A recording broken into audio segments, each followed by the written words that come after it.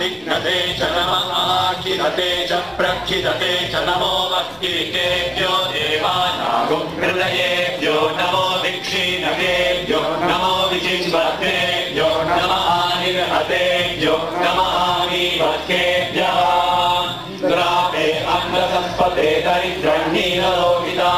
येषां पुरुषाणां येषां पशूनां मावेर्मारोमो येषां किञ्चनामवत्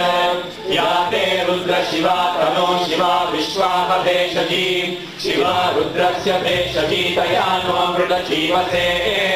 इमागुं रुद्राय तवसे कपर्दिने शयद्वीराय प्रवरामये मतिं यथा नश्यमतद्विपदे चतुष्पदे विश्वं पुष्पं ग्रामे अस्मिन्ननातुरम् मृडानो रुद्रोतनो वयस्कृतिश्च यद्वीराय नमसा विधेमते यक्षं च यो